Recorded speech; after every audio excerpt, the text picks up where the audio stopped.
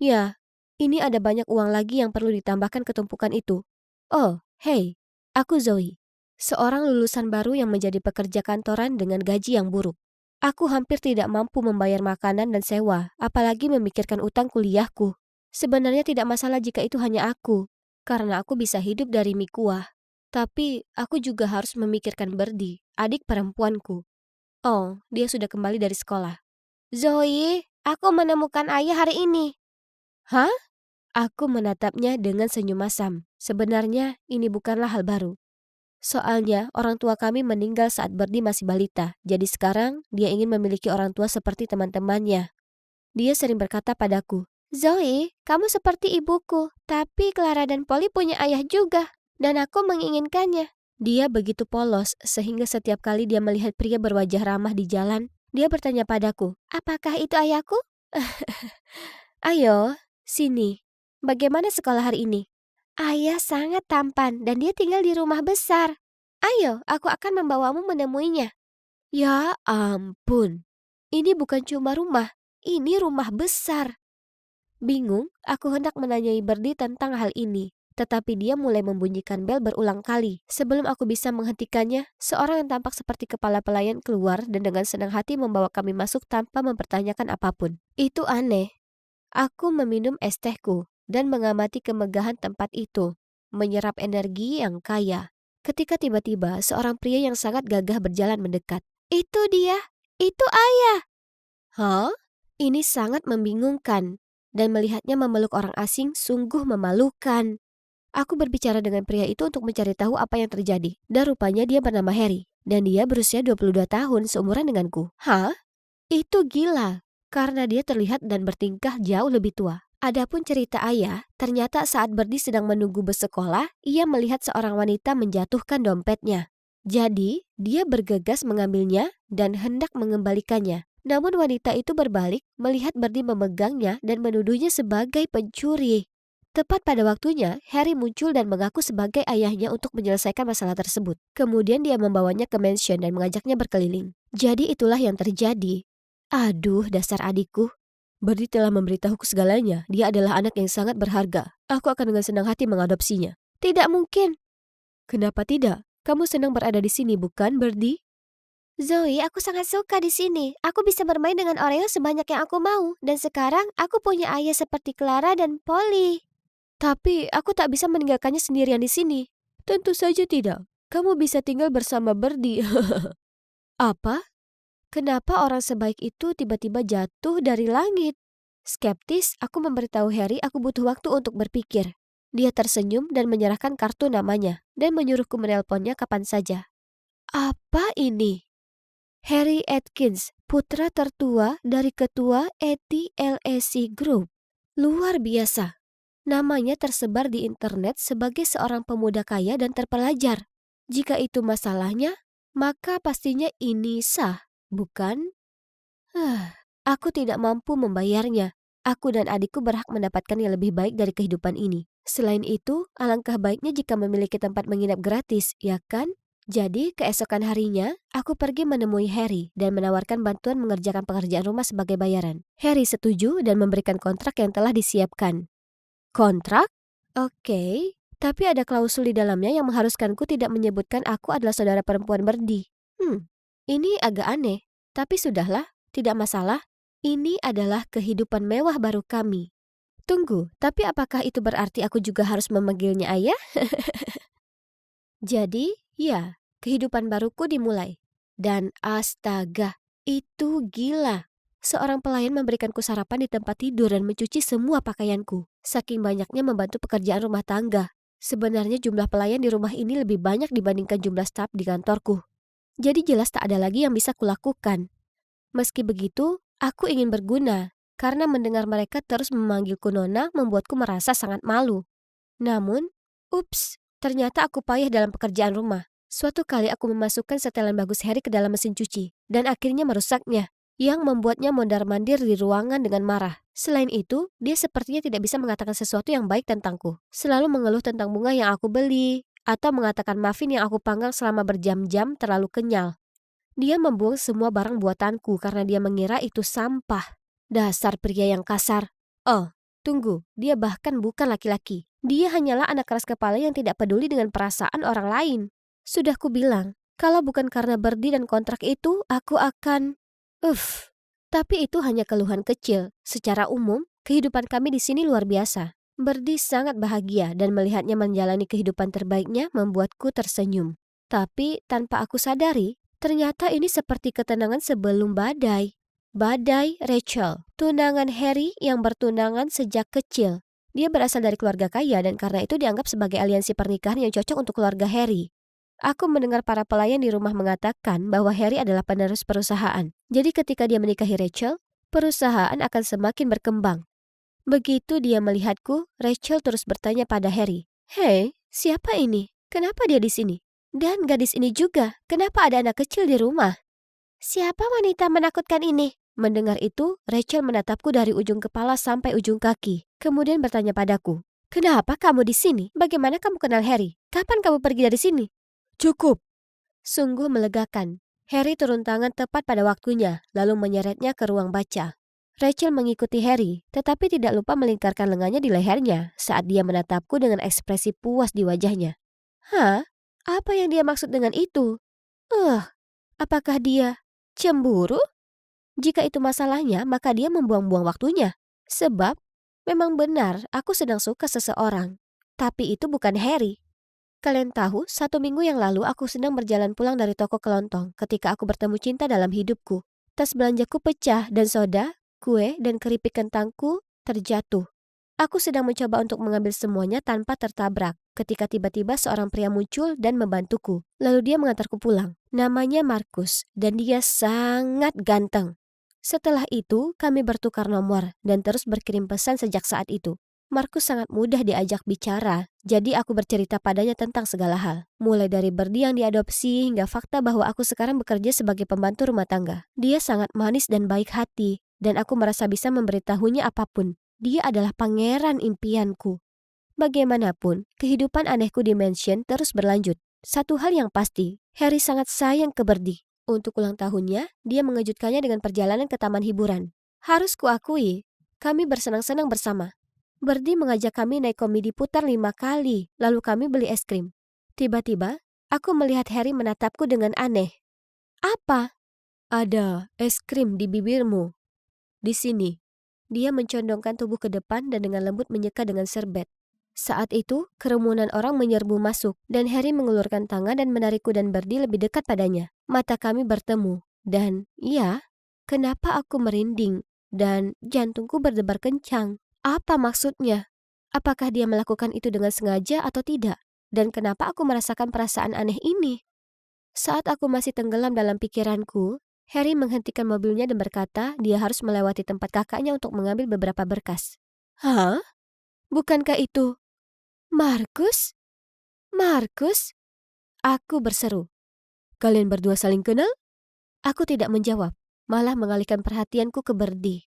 Ketika kami sampai rumah, aku terus bertanya-tanya kenapa Markus tidak pernah memberitahu aku siapa dia. Aku kirim pesan untuk bertanya, dan dia menjawab mereka berdua tidak akur, jadi dia tidak ingin aku mengetahuinya. Terlepas dari semua itu, aku begadang semalaman memikirkan Markus. Dan, juga Harry.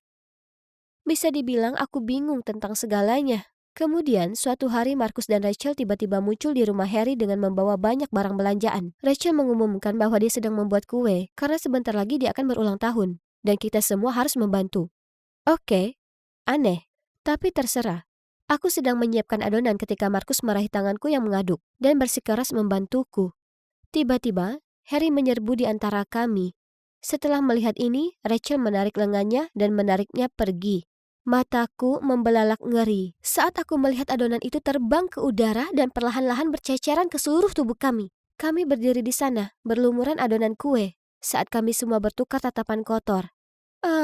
Oke. Jadi setelah pertunjukan kecil itu, menurutku sudah jelas untuk mengatakan bahwa Harry mempunyai perasaan terhadapku. Kemudian ketika Markus dan Rachel telah pergi, dan aku baru saja mandi, Harry mengetuk pintuku dan tersenyum kepadaku dan berkata, "Zoe, besok ada makan malam keluarga di mana kamu akan bertemu orang tuaku.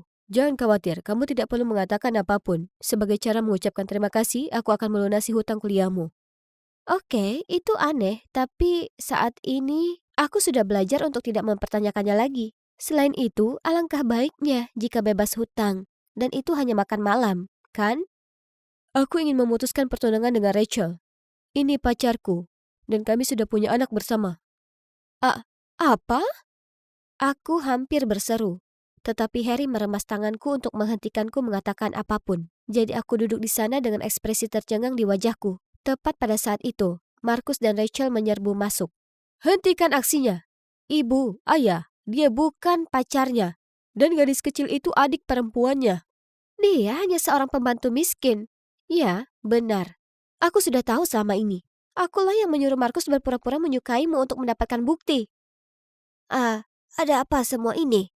Ibu, ayah, menurutku pembohong seperti dia tidak seharusnya menjadi pewaris perusahaan kita. Pikirkan kembali keputusan kalian. Aku tidak mengerti. Apa yang terjadi di sini? Pacar? Anakku siapa? Pewaris dari apa? Aku hanya tahu satu hal, bahwa aku dibodohi oleh kekasihku dan Harry. Aku merasa seperti orang bodoh. Jadi aku langsung meraih Birdie, mengemas semua barang-barangku, lalu segera berlari keluar dari mansion itu.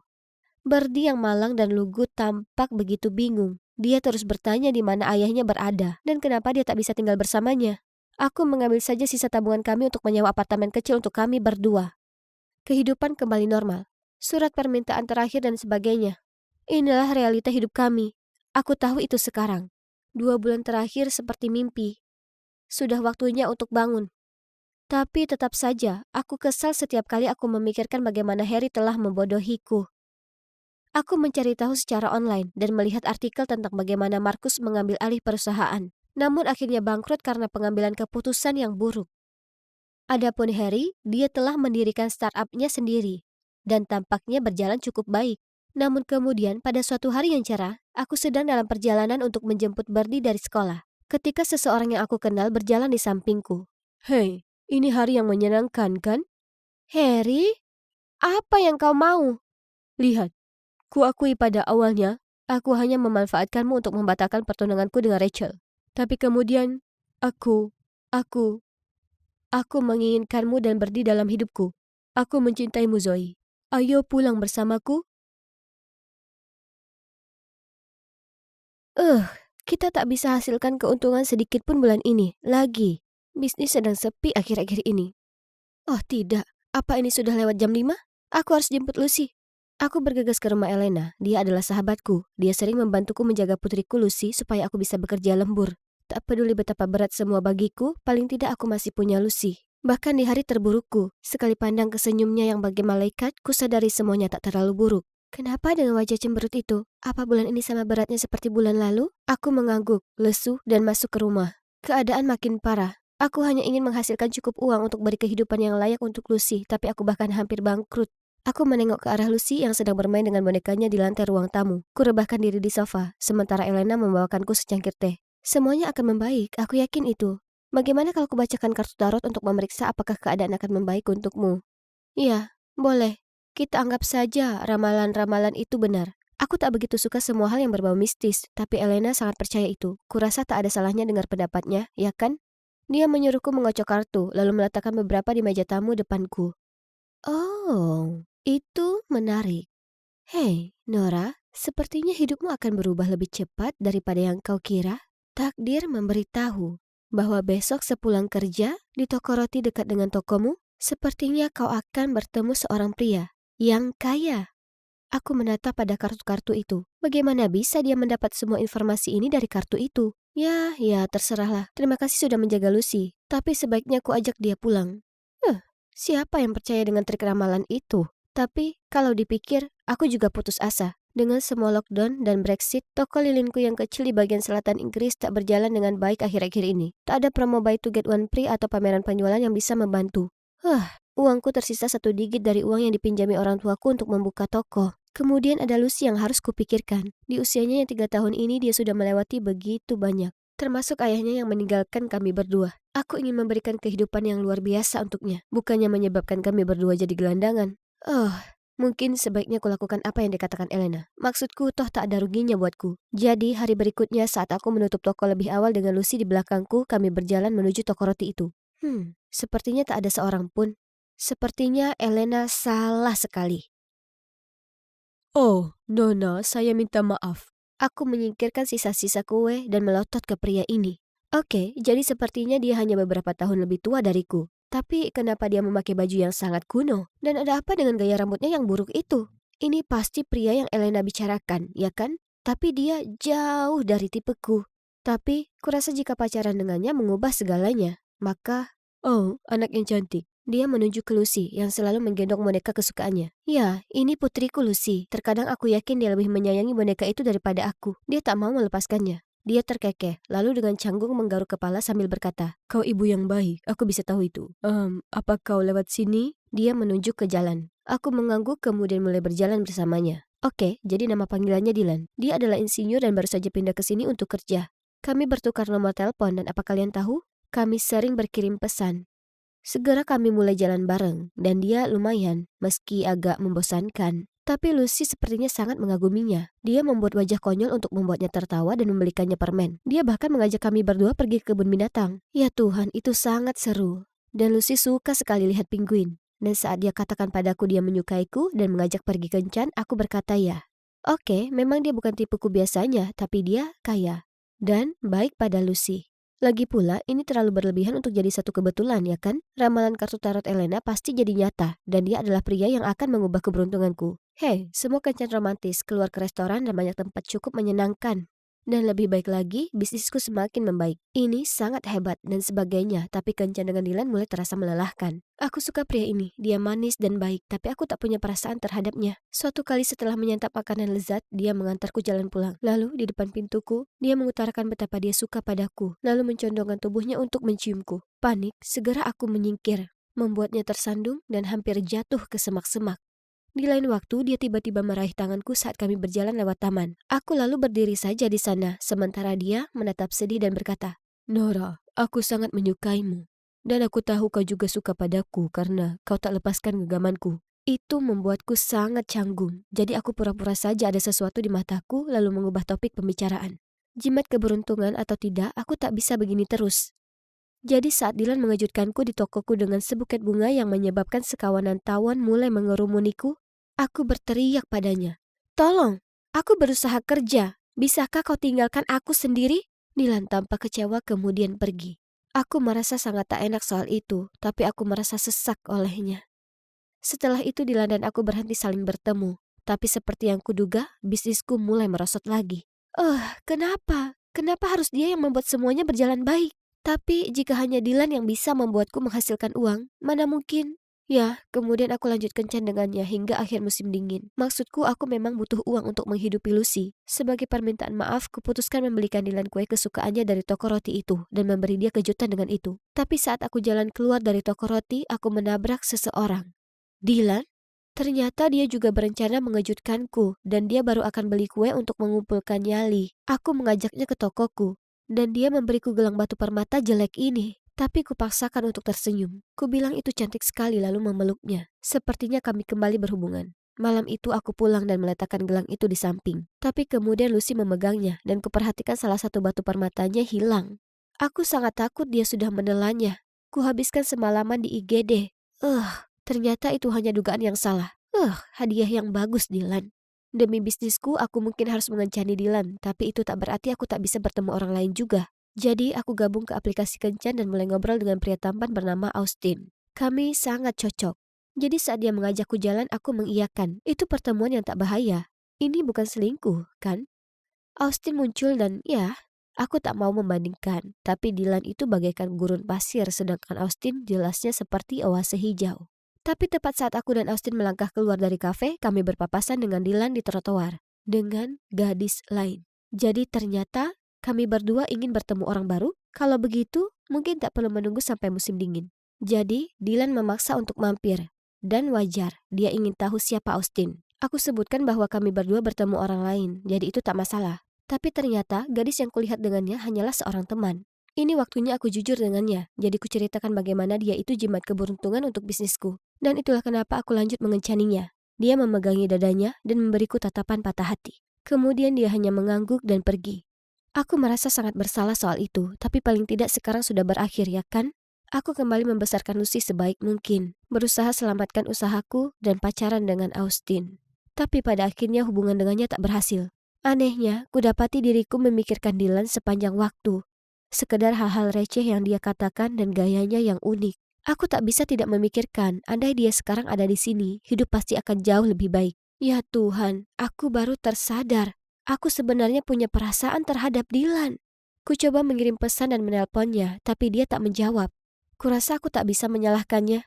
Jadi, ku datangi Elena dan curhat padanya. Itulah saat dia meraih tanganku dengan tangannya dan memberitahuku kebenaran yang mengejutkan. Dylan sebenarnya sepupuku. Dia baru saja pindah ke kota ini.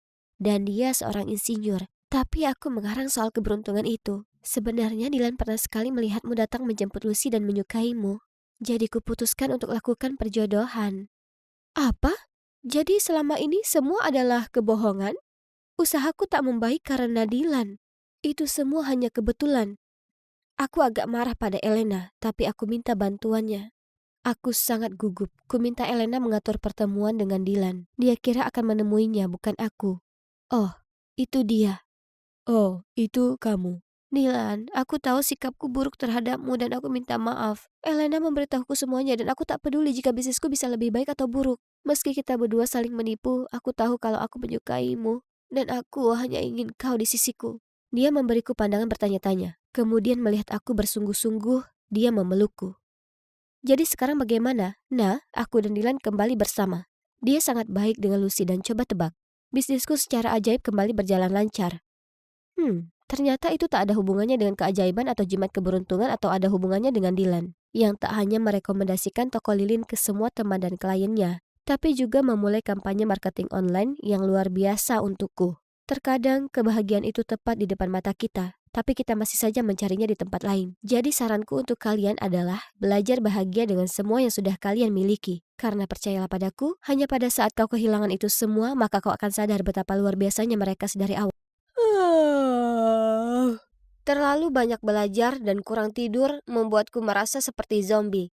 Coklat akan membantu, ya kan? Jadi, dengan mengantuk aku jalan ke bawah. Hah? Kenapa seluruh keluargaku di sana dengan koper mereka? Apa kalian mau pergi ke suatu tempat? Ya, ke Colorado untuk liburan ski. Hah, itu keren sekali. Kau yang terbaik, Ayah. Tidak denganmu, Helen. Kau harus belajar. Dan ini adalah hadiah spesial untuk Christine karena menangkan beasiswanya. Apa? Jadi kalian akan meninggalkanku begitu saja hanya karena nilai yang tak berarti? Ini sangat tak adil. Terserahlah. Aku bahkan tak butuh mereka untuk pergi denganku. Shh. Kemarilah. Aku akan memberitahu kalian sebuah rahasia. Aku bisa pergi ke resort ski sendiri dan lebih bersenang-senang. Tapi bagaimana, tanya kalian? Ini disebut dengan lucid dreaming. Aku pertama kali mendengarnya lewat film yang paling populer, Inception. Dan sadar kalau aku mengalami hal yang sama sebelumnya. Sejak itu aku jadi ahli dalam hal ini. Jadi sebelum pergi tidur, aku hanya perlu menulis skenario di mana aku ingin pergi. Dengan siapa dan apa yang ingin kulakukan. Dan 3, 2, 1. Aku tertidur dan menjalani kehidupan terbaikku. Nyatanya, bisa dibilang kalau mimpi indah rancangan sendiri ini seperti pengobatan bagiku. Karena, jujur saja, kehidupanku yang sebenarnya membosankan. Tak peduli bagaimana beratnya aku berusaha, aku bukan tandingan bagi saudara tiriku, Christine. Di mata ayah dan nenek, anak dari seorang dokter di bidang fisika, dan juga cucu dari profesor sejarah, secara otomatis harusnya jadi ensiklopedia berjalan atau semacamnya. Tapi sayangnya, aku tak unggul dalam bidang akademis. Mereka perlakukan Christine seperti permata berharga, dan aku seperti batu tua membosankan. Tiap minggu biasanya dia dapat nilai sempurna atau memenangkan penghargaan. Lalu semua keluargaku menghujaninya dengan hadiah dan pujian. Sementara aku diperlakukan seperti orang asing di keluargaku sendiri. Memikirkannya saja membuatku ingin menjerit. Jadi mereka ingin aku tinggal di rumah dan konsentrasi untuk ujian besok, Tidak, silakan berharap. Jadi sebaliknya, ku ambil penaku dan mulai menuliskan naskah mimpi yang luar biasa malam ini. Mari kita lihat. Itu benar. Roger yang menyebalkan itu berani dengan tega melempar permen yang kuberikan padanya ke sampah meskipun dia telah menggodaku. Dasar brengsek, aku pasti akan membalasnya malam ini. Berbaring di ranjang, ku pejamkan mataku dan mengulang kalimat. aku akan mendapatnya keluar dari hidupku. Dan kalian tak akan percaya, dalam mimpi itu dia terus mengejarku seperti orang gila, tapi benar-benar kuabaikan dia. Helen, bangun, waktu hampir habis. Sahabatku Gabby menendang kursiku dan aku tersentak kaget. Oh tidak, tersisa hanya 5 menit. Dengan panik ku centang kertas dan segera menyerahkannya ke monitor. Hei, kamu tidak tidur atau bagaimana? Ya, aku begadang semalaman menulis naskah untuk mimpiku. Itu sepadan karena berhasil kubalas Roger. Bagaimana kalau kau dapat nilai jelek? Tak masalah, aku akan baik-baik saja saat pulang malam ini dengan mimpi indah dapat nilai A+. Hah, tapi ternyata semua tak semudah perkiraanku. Sore itu, saat aku sampai di rumah, aku hendak menyelinap ke kamar untuk menulis naskah hebatku selanjutnya saat ada yang meraih tali tasku dan menarikku ke belakang. Itu nenek dan ayah, dan mereka berdua terlihat marah. Berapa lama lagi kau akan hidup seperti ini? Pendidikan itu penting di keluarga ini, tapi kau sepertinya tak peduli. Apa kau sadar minggu ini saja gurumu sudah menghubungiku 3 kali? Tapi ayah, aku tak suka dengan pelajaran membosankan itu. Aku hanya suka. Tak ada lagi menggambar atau menulis ceritamu yang konyol itu. Kau perlu fokus pada pelajaranmu atau kau akan berakhir menjadi orang yang tak berguna seperti... Ia tiba-tiba berhenti yang mana membuatku penasaran. Seperti siapa? Tapi tak satu pun dari nenek atau ayah yang berkata sesuatu. Mereka hanya beranjak pergi dengan meninggalkanku sendiri. Jujur, aku tak pernah ingin mengecewakan mereka seperti itu. Jadi kali ini akan kucoba yang terbaik supaya tak kecewakan mereka. Ayah, nenek, lihat, aku dapat B+ untuk ujian matematikaku. Tidak ada yang peduli. Ibu tiriku memeluk Christine dan melihatnya dengan mata berbinar. Putriku yang luar biasa. Aku tahu penghargaan murid teladan mudah sekali bagimu. Tidak seperti orang lain. Kemudian ia menoleh padaku dan bergumam. Helen, ayolah, kau permalukan dirimu sendiri. Itu memalukan. Wajahku lesu dan aku menahan tangis. Tapi aku berusaha sangat keras untuk mendapatkan nilai ini. Satu nilai B+ itu bukan hal yang bisa dibanggakan. Kubuang lembar ujianku ke tempat sampah lalu bergegas pergi ke kamar. Tak peduli apa yang kulakukan atau seberapa keras usahaku, rumah tangga ini selalu memperlakukanku seperti pecundang. Mimpilah Helen, kembali ke tempatmu yang menyenangkan. Di depanku terdapat langit senja berwarna lembayung. Sudah kurencanakan momen ini begitu lama. Bersantai di pantai tanpa ada yang mengeluh. Tapi tiba-tiba langit jadi gelap dan awan tebal itu tampaknya hendak menelanku. Hah? Ada apa ini? Ini bukan bagian dari naskah.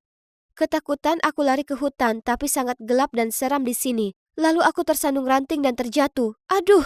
Saat ku gosok pergelangan tanganku dan mulai menangis, tiba-tiba seorang wanita asing muncul. Dia membawaku ke rumah kayu di ujung hutan dan dengan lembut membantuku membalut lukaku. Wanita ini, ya, dia tak membuatku takut sama sekali. Sebaliknya, aku merasa hangat berada di dekatnya. Penasaran, ku coba mendekat melihat wajahnya, tapi kemudian tiba-tiba aku terbangun dan menyadari air mata mengalir di pipiku. Sungguh mimpi yang aneh. Aku segera menggambar semua hal yang kulihat. Hutan itu, rumah itu, tapi anehnya aku tak bisa mengingat wajah wanita itu. Kenapa kau menggambar semua omong kosong ini? Ayah merebut sketsa dari tanganku dan melihatnya dengan cemberut. Itu muncul di mimpiku dan buang itu semua. Mulai sekarang jika kulihat kau membuang-buang waktumu dengan gambaran bodoh ini lagi akan ada konsekuensinya. Ini sangat berlebihan. Aku tak bisa hidup tanpa menggambar. Ini satu-satunya yang membuatku tetap waras. Aku harus pergi dari sini, hidup dengan caraku. Lupakan mereka dan standar bodoh mereka. Akan kuciptakan duniaku sendiri. Aku pun mendiami kamar Gabby. Dan disinilah aku berada hampir seminggu. Untungnya orang tua Gabby sungguh tak keberatan aku tinggal.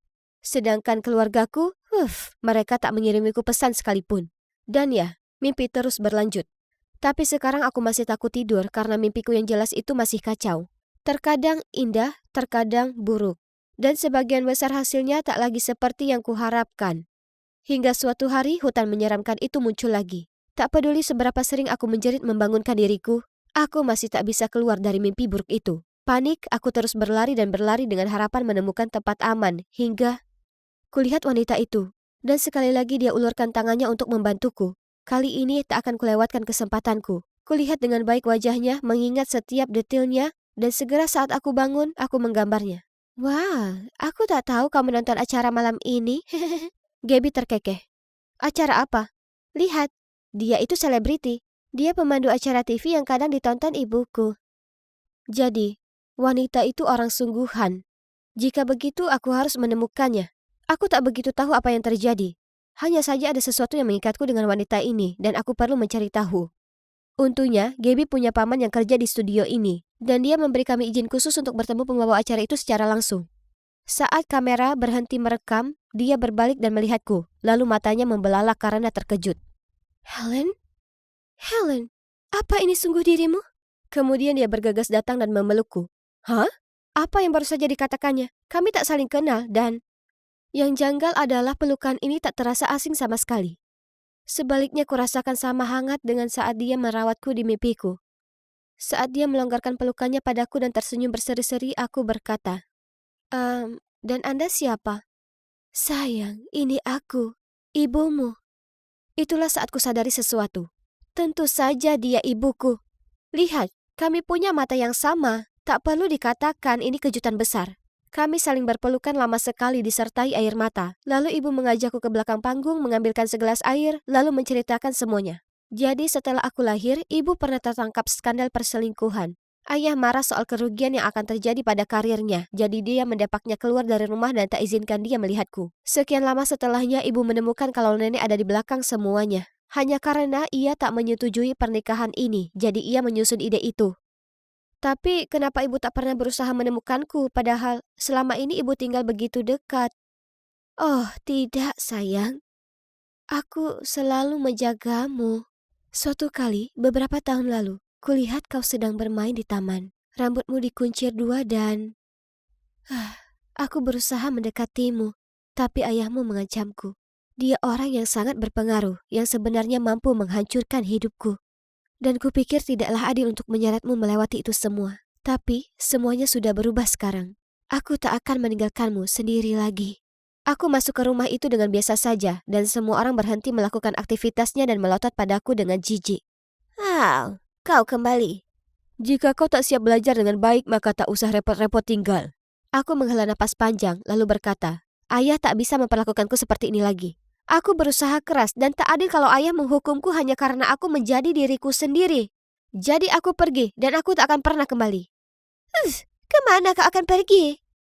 Itulah saat ibu masuk. Oh Tuhan, kalian seharusnya lihat raut wajah mereka. Nenek sebenarnya terlihat seolah ia telah menelan sekawanan tawon.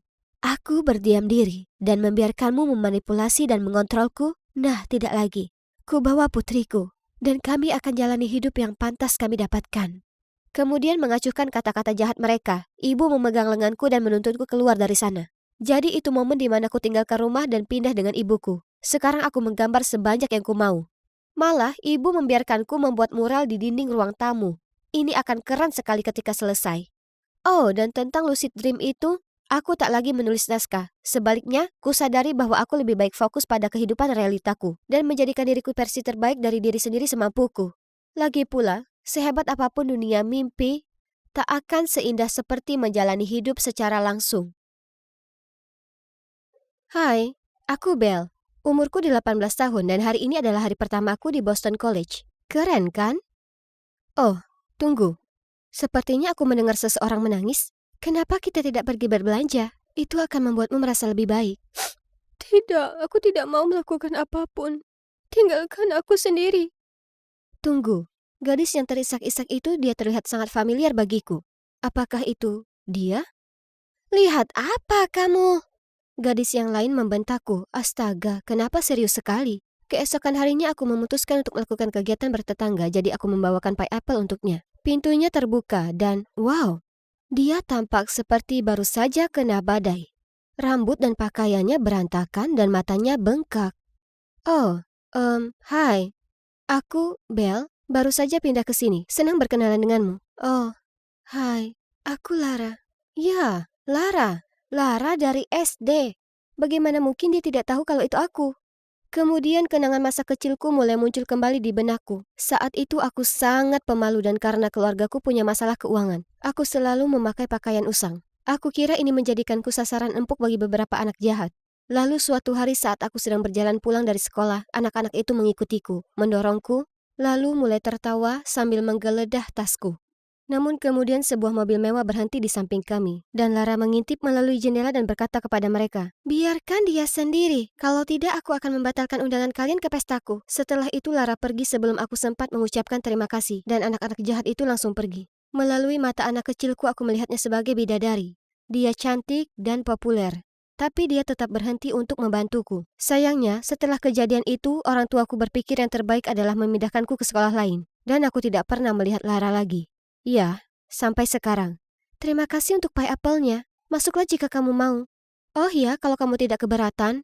Aku masuk ke dalam dan, ya ampun, kamarnya berantakan. Pakaian berserakan di mana-mana. Sampah berserakan di lantai, dan piring-piring kotor berserakan di baskom. Sesuatu yang buruk pasti telah terjadi padanya hingga membuatnya terjerumus ke dalam kesedihan. Jadi, aku bertanya padanya ada apa, dan dia memberitahuku bahwa pacarnya baru saja putus dengannya. Bagian terburuknya adalah dia meninggalkan keluarga dan teman-temannya untuk pindah ke sini demi dia. Tetapi dia mengakhiri segalanya tanpa memberinya penjelasan. Kasihan Lara, perpisahannya sudah berakhir 2 bulan yang lalu, namun hal itu sepertinya masih segar dalam ingatannya. Aku mencoba menghiburnya, tetapi semakin aku melakukannya, dia semakin menangis. Keesokan harinya aku memutuskan untuk mampir dan memeriksa apakah dia baik-baik saja. Pintunya terbuka sedikit, jadi aku mengintip ke dalam. Dan melihat Lara yang tampak murung duduk di lantai, memeluk dan mengendu sesuatu. "Lara, apa yang kamu lakukan?" "Aku menemukan ini, dan aku sangat merindukannya." Ternyata dia mencari sweaternya di lemari, dan akhirnya menemukan hoodie mantannya. Itu saja. Cukup sudah. Sudah waktunya aku akhirnya membalas budi dan menyelamatkan Lara sama seperti saat dia menyelamatkanku di kelas 5 SD. Kamu tidak akan pernah move on jika barang-barangnya menatap langsung ke wajahmu. Aku mengatakan padanya sudah waktunya untuk membuang barang-barang mantannya. Dan apa kalian tahu, dia punya sekotak besar barang-barang mantannya. Aku melihatnya, dan saat itulah aku melihat foto mereka. Ini? Dia? Aku tidak bisa menyembunyikan kekagetanku. Ya, itu Cameron, pacarku, atau lebih tepatnya mantanku. Kenapa kamu bertanya? Oh, tidak apa-apa. Syukurlah kalian sudah tidak pacaran. Kata brengsek tertulis di seluruh wajahnya. Lalu kami membuang seluruh kotak itu ke tempat sampah asrama di lantai bawah. Gadis malang itu sepertinya ingin melompat ke sana untuk mengambilnya. Aku akan membantumu mengatasi orang ini. Aku janji. Kamu akan menyadari betapa menyenangkannya menjadi jomblo. Oh, kamu juga jomblo? Ya, tentu saja. Sekarang barang-barang mantannya sudah dibuang ke tempat sampah. Sekarang saatnya menjalani kehidupan jomblo yang paling bahagia. Setiap pagi aku mengajak Laura jogging keliling taman bersamaku dan menunjukkan padanya cara menyiapkan makanan sehat yang lezat. Percayakah kalian kalau dia bahkan tidak tahu cara merebus telur tanpa membakar pancinya? Ya, aku tahu. Ini mengagetkanku. Lalu suatu kali baknya tersumbat, dan dia benar-benar ketakutan. Aku datang dengan alat penyedot terpercayaku dan menunjukkannya cara memperbaikinya. Mudah sekali, dan yang terbaik, tidak ada orang yang dibutuhkan untuk menyelamatkan gadis-gadis ini. Selanjutnya aku perlu menunjukkan kepada Lara bagaimana menikmati hidup, karena yang dia lakukan hanyalah bermalas-malasan di kamarnya. Jadi, pada suatu Sabtu malam, aku menyeret dia dan Kayla ke bar yang sangat keren ini. Wah, aku haus. Jangan khawatir, aku yang traktir. Tunggu Lara, apa kamu mau tahu cara mendapatkan minuman gratis? Lalu dia berjalan melewati beberapa cowok, mengibaskan rambutnya dan mengedipkan matanya dengan senyuman termanis di wajahnya. Dan bam, cukup begitu kami membelikan minuman untuk kami. Lara tampak sangat senang dengan apa yang baru saja dia capai dan itu membuatku bahagia juga. Hanya saja Kayla tidak terlihat begitu senang. Mungkin minumannya terasa terlalu pahit. Saat kami sedang bersenang-senang, teleponku tiba-tiba berdering. Ya Tuhan, aku sudah lama merindukan panggilan itu. Tapi kenapa sekarang? Aku mematikannya dan terus mengobrol. Kenapa kamu tidak menjawab? Oh, tidak apa-apa. Kamu yakin? Sepertinya penting. Ya, jangan khawatir. Sebelum aku menyelesaikan kalimatku, tiba-tiba aku mendengar seseorang memanggil Lara. Lara? Oh, Jack? Hai, sudah lama. Aku kaget melihatmu di sini. Apa kamu sendirian atau bersama teman? Lalu Lara belum sempat memperkenalkan kami. Cowok itu menatapku. Hei, sepertinya aku kenal kamu. Tidak, sepertinya kita belum pernah bertemu. Aku langsung menyangkalnya. Tapi orang ini sangat ngotot. Dia membuatku agak tidak nyaman, karena aku tidak sengaja menjatuhkan gelasku, lalu aku harus berlari ke kamar mandi untuk membersihkan diri. Bagaimanapun, malam itu luar biasa. Aku bangga pada diri sendiri karena telah membuktikan kepada Lara bahwa menjadi jomblo tidaklah seburuk itu. Namun, keesokan paginya, bencana melanda. Kayla menyuruhku masuk ke kamar Lara, di mana dia meringkuk di tempat tidurnya sambil memegang foto dirinya dan Cameron. Susah sekali membuatnya melupakan mantan pacarnya itu. Lara terisak karena Jack memberitahunya bahwa Cameron pacaran dengan orang lain. Dan kini, Kayla punya ide untuk membalas dendam padanya. Aku tahu ini menyakitkan, tapi tolong abaikan saja dia dan lanjutkan hidupmu. Apa yang kamu tahu? Apa kamu ada di pihak Lara atau di pihak mantannya yang brengsek? Aku cuma mengabaikan Kayla dan mencoba berbicara dengan Lara. Syukurlah dia sepertinya mendengarkanku dan membatalkan rencana balas dendam. Ya ampun, Kayla terlihat sangat marah. Aku kembali ke asramaku dan menghela nafas lega. Lalu tiba-tiba ponselku mendapat pesan masuk. Tidak sabar bertemu denganmu besok. Oke, sebenarnya aku sering bertemu cowok yang sangat kusukai. Tapi aku tidak ingin menyinggung Lara, jadi aku tidak menyebutkannya padanya. Keesokan paginya, aku memakai gaun yang lucu, merias wajahku, menata rambutku, dan dengan penuh semangat keluar dari kamar asramaku, dan menemukan tumpukan kantong sampah di depan pintuku. Siapa yang melakukan ini? Aku menyeretnya ke bawah untuk menaruhnya di tempat sampah. Ketika aku menemukan semua suratku di sana bercampur jus sampah. Apakah ini lelucon atau apa? Terserah, aku tidak punya waktu untuk ini, aku sudah terlambat. Aku tiba di sebuah galeri dan melihat bahwa dia sudah ada di sini sedang melihat sebuah lukisan. Hei, maaf sudah terlambat. Dia berbalik sambil tersenyum. Ya, kamu pantas untuk ditunggu ya kan? Oke, izinkan aku menjelaskannya. Jadi, ya, itulah Cameron, tapi itu tidak seperti yang kalian pikirkan. Aku bertemu dengannya beberapa bulan yang lalu ketika dia membantu di sebuah acara untuk siswa baru. Dia tidak peduli aku memakai pakaian toko barang bekas dan sepatu Ketsku tidak keren. Sebaliknya, dia sudah melupakan hal-hal ini dan mulai berbicara denganku terlebih dahulu. Jadi, Jack juga ada di sana. Itulah sebabnya dia agak mengenaliku. Aku sudah banyak mengirim pesan kepada Cameron dan harus aku akui, aku rasa aku memang punya perasaan padanya. Tapi jangan salah paham. Aku tidak tahu Lara adalah mantannya sampai aku melihat foto mereka. Ya ampun, itu benar-benar mengejutkanku. Aku tidak ingin memberitahunya dan tidak hanya menghancurkan hatinya lagi, tapi juga menghancurkan persahabatan kami. Itu juga sebabnya aku tidak berani menjawab panggilan Cameron di depan Lara saat kami berada di bar. Dan aku sangat beruntung Jack tidak mengenaliku malam itu. Atau itu akan menjadi bencana total. Aku tahu aku perlu mengatakan yang sebenarnya pada Lara, tapi pertama-tama dia hanya perlu sedikit waktu lagi untuk melupakan Cameron. Aku pulang dari kencan itu dengan senyum lebar di wajahku. Tapi apa yang kulihat membuatnya langsung memudar. Seluruh koleksi make upku hancur. Apa? Siapa yang akan melakukan hal sejahat itu? Butuh waktu lama bagiku untuk menabung untuk membeli semua itu. Saat aku memeriksa apakah ada yang bisa diselamatkan, aku melihat rambut panjang berwarna biru terletak di antara barang yang porak-poranda. Marah, aku hendak pergi dan melabraknya. Tapi Kayla dan Lara sudah muncul di ambang pintuku. Kenapa mereka terlihat sangat marah? Bagaimana kamu bisa berteman denganku seperti itu padahal selama ini kamu bertemu dengan mantanku? Jadi pidatomu yang bilang kamu tidak butuh cowok hanyalah sebuah kebohongan besar agar kamu bisa mengambil pacarku, ya? Dan apakah menurutmu Cameron akan menyukai cewek sepertimu? Kamu bahkan tidak mampu membeli tas yang bagus. Benar, izinkan aku beritahu satu hal. Kamu tidak akan pernah menjadi seperti salah satu dari kami. Dan kamu tidak akan pernah cukup baik untuk Cameron. Bagaimana bisa Lara menganggapku seperti itu? Aku benar-benar ingin membantunya, seperti dia membantuku. Aku hanya punya niat baik saja, Lara. Aku tidak tahu dia adalah mantanmu saat kita pertama kali bertemu. Aku tidak segera memberitahumu karena aku tahu kamu butuh waktu lebih banyak untuk pulih. Dan aku tidak mau menyakitimu, karena aku mengagumimu dan menghargai persahabatan kita. Apa kamu ingat kelas 5 SD? Aku diejek oleh anak-anak ini dan kamu adalah satu-satunya yang membelaku. Aku cuma mau membalas budi dan membantumu juga. Tapi mendengarmu mengatakan hal itu membuatku sangat sedih. Setelah itu aku mengusir mereka dari kamarku dan mengunci pintu. Aku menolak menghadiri kuliah dan mengabaikan semua panggilan dan pesan Cameron. Mungkin Lara dan Kayla benar. Cameron dan aku tidak seharusnya pacaran. Kami berasal dari dua dunia yang berbeda. Akhirnya beberapa hari kemudian aku harus keluar. Karena aku kehabisan makanan. Ketika aku melewati sebuah kedai kopi, aku melihat mereka, Cameron dan Lara, duduk bersama. Jadi Kayla benar. Cowok kaya seperti Cameron tidak akan pernah menyukai cewek biasa sepertiku. Aku tidak bisa lagi tinggal di asrama yang sama dengan Lara, jadi aku mengemasi barang-barangku untuk pindah dari sana. Tiba-tiba aku mendengar suara Lara. Apa kamu mau melarikan diri dari masalahmu sepertiku? Aku mengabaikannya dan terus berkemas. Kamu tahu, aku bertemu Cameron, dan kami berbicara panjang lebar. Dia akhirnya memberitahuku alasan dia putus denganku. Itu karena aku terlalu bergantung padanya, dan aku tidak bisa melakukan apapun sendiri. Tapi kamu membantuku berdiri di atas kakiku sendiri. Dan untuk itu, aku tidak akan pernah bisa cukup berterima kasih.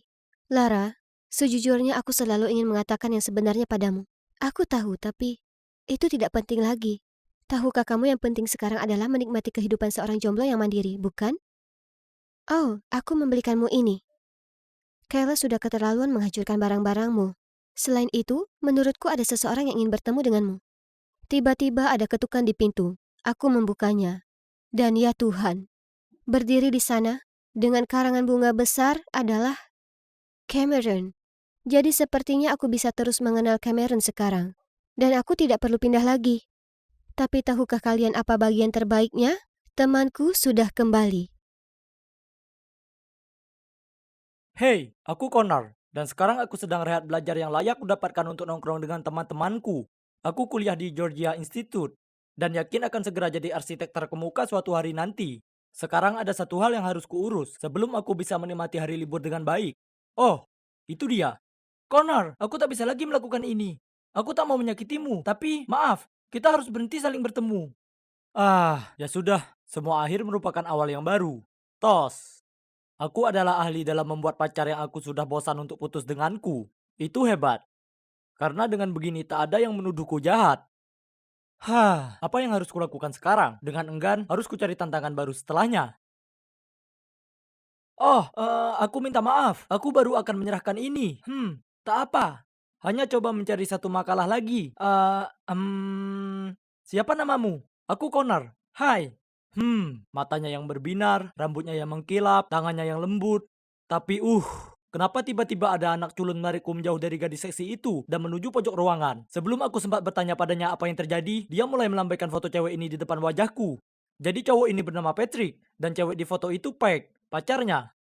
Orang tua mereka berdua adalah orang berpengaruh dan mengatur seluruh pertunangan mereka. Terdengar hebat, ya kan? Maksudku, dia itu cukup cantik, tapi tidak. Dia ingin aku mencari cara supaya Pike putus dengannya. Aku sudah dengar banyak tentangmu, dan aku butuh bantuanmu. Aku tidak bisa lakukan ini sendiri. Hahaha. Hah? Tentu aku paham. Pria sejati tak akan jadi orang pertama yang minta putus. Aku mungkin bisa membantumu, tapi pertama-tama, mari kita lihat orang seperti apa dia. Perbincangan mulai makin serius. Dari kedengarannya, si Pike ini adalah orang yang tulus dan baik hati, dengan sisi yang rapuh. Jadi ini harus ditangani dengan ekstra hati-hati, supaya takkan ada provokasi keluarga yang canggung dari klienku. Mungkin. Gak, ini tak akan berhasil. Cara itu pun tidak. Aku sudah hampir menyerah, saat tiba-tiba Patrick menumpukan segebok uang, sekitar $1.000 di atas meja. Bantu aku, maka itu semua milikmu. Wah, itu uang yang sangat besar buatku. Aku bisa dapatkan PS5 hebat yang kuidam-idamkan. Lagi pula, dengan pesona dan ketampanan, bisa kubuat Pike jatuh hati padaku, dan tinggalkan Patrick kapan saja. Jenius. Debutku harus spektakuler, jadi kulihat di internet, lalu menyewa beberapa orang untuk pura-pura jadi preman untuk menghalangi jalan Pike. Kemudian aku akan masuk dan menyelamatkannya. Rencana sudah disiapkan, jadi dengan santai aku jalan ke titik temu. Tapi, oh tidak. Siapa yang tahu kalau para pria itu preman sungguhan? Mereka mengancam kami, menyuruh kami serahkan semua barang milik kami, lalu memaksa kami pergi ke sebuah gedung terbengkalai. Oh Tuhan, $1.000 sangat tak sebanding dengan kehilangan nyawaku. Ya, aku memang takut, tapi insting merayuku muncul.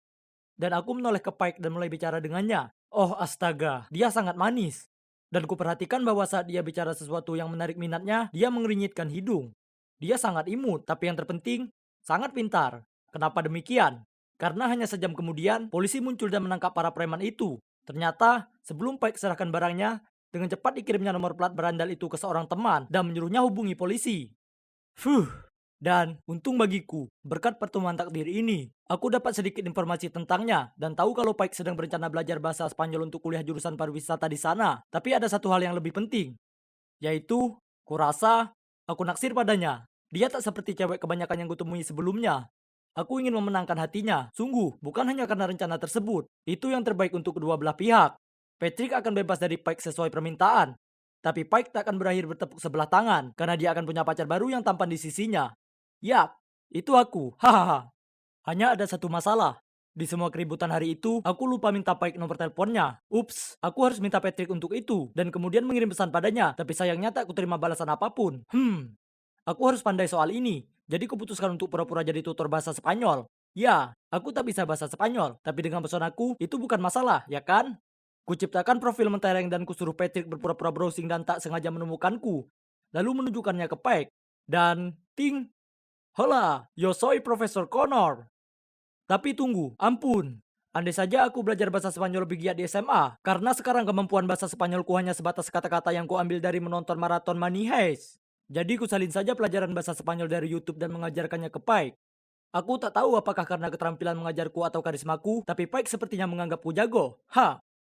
Tapi trik merayuku tak akan berjalan mulus. Aku tahu dia menyukaiku. Maksudku, siapa yang tak suka aku? Lagi pula dia memberiku tatapan imut dan tertawa dengan leluconku. Kedekatan kami tak dapat dipungkiri. Jadi saat kuulurkan dan kuletakkan tangan di atas tangannya, kurasakan ada percikan. Tapi kemudian dia memandang canggung dan menarik tangannya. Dia menyukaiku, ya kan? Jadi kenapa dia bersikap seperti ini? Aku tak pernah gagal merayu.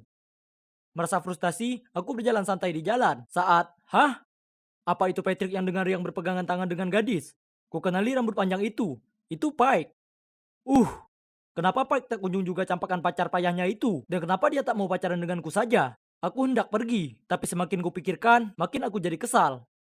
Jadi aku menyuap sedikit untuk menghampiri Pike dan berkata, "Kenapa kau tak bersama Connor? Kau pengkhianat." Jahat, Tapi hahaha, Patrick akan senang karena dia sekarang punya alasan sah untuk putus dengannya. Tapi saat gadis itu berbalik, kusadari kalau dia bukan Pike.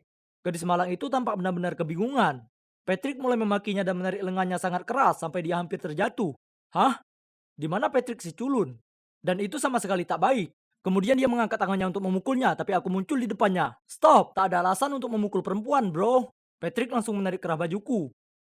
Beraninya kau main-main dengan bekiku. Melihat itu, gadis yang shock itu cepat-cepat kabur. Tidak, tidak, kukira itu Pike. Jadi kusewa anak hanya untuk memberimu alasan putus dengannya. Santai, bro. Patrick memahami situasinya, lalu berdeham dan berkata, "Oh, ya sudah, aku juga sudah bosan dengan Becky, Trims." Aku masih kaget dengan sisi brengsek Patrick saat dia segera berkata, "Oh ya, kau boleh hentikan rencana dengan Pike. Aku sudah putuskan menyukainya sekarang. Akhir-akhir ini dia begitu penuh semangat dan tak terlalu bergantung. Dia bilang padaku dia masih akan membayarku, lalu naik ke sebuah taksi. Uh, itu adalah versi Pike saat dia bersamaku. Aku memberinya semangat hidup, dasar kau brengsek. Terserahlah, mulai hari ini dia sudah bukan klienku, dan aku tak mau uang bodohnya." Ini waktunya aku ceritakan Pike seperti apa Patrick sesungguhnya. Jadi ku atur pertemuan dengannya di sebuah kafe dan ceritakan padanya semuanya. Tapi saat dia sudah bisa mengatasi keterkejutannya, dia membentakku. "Aku tahu ini bagian dari rekayasamu. Maksudku, kau bohong soal bisa bicara bahasa Spanyol. Dan sekarang kau hanya mengarang cerita ini untuk memutuskan aku dan Patrick." Kemudian dia melempar buku pelajaran ke arahku dan bergegas pergi. Oh astaga, Patrick itu bajingan. Tapi aku tak bisa salahkan dia karena percaya padanya daripada aku. Aku sudah lihat langsung betapa dia itu serigala berbulu domba. Aku berusaha menemukan bukti untuk menunjukkan ke Pike, tapi si brengsek itu pastinya menutupi jejaknya. Seluruh tampilan luarnya sebagai kutu buku culun begitu tanpa celah. Dia masih si culun lamban, yang dengan goyah mencengkeram pegangan bus untuk pergi ke sekolah tiap hari. Dasar penipu. Kau tunggu saja Patrick, ini saatnya dunia tahu wajah aslimu. Dengan tekad, aku terus memata-matainya di keliling kota. Kemudian suatu kali seperti hari-hari lain, aku sedang bertugas saat ada segerombolan anak yang menghadangku, ditemani Patrick yang menuju ke arahku. Ini dia ketum pasir kita. Oh, sepertinya aku ketahuan. Seluruh gerombolan itu mengelilingiku, tinjunya sudah siap. Ya, aku cukup ketakutan. Tak mungkin bisa kulawan gerombolan sebanyak ini. Kuangkatkan kepala tanganku dan bersiap merasakan sakit, tapi kemudian seseorang berteriak, "Hentikan!" Itu Pike. Tiba-tiba Patrick langsung mengubah perilakunya dan menyuruh gerombolan itu pergi. Dia cerita ke Pike kalau kucuri barangnya dan teman-temannya membantunya mendapatkannya kembali. Apa? Babi, Connor bukan pencuri. Aku tahu itu dengan pasti. Pasti ada salah paham. Tolong jangan menuduhnya begitu. Wajah Patrick berubah. Dia meraih tangan Pike dan menariknya pergi berkata, "Kita akan bertunangan akhir bulan ini. Jangan berkata apa-apa lagi." Oke, jadi aku mungkin telah memasuki pesta pertunangan mereka, tapi aku sembunyi di belakang, sementara pidato sedang berlangsung. Kemudian yang membuatku terkejut saat Patrick bicara, mereka berdua melihatku. Lalu Pike menoleh padanya dan gelengkan kepala.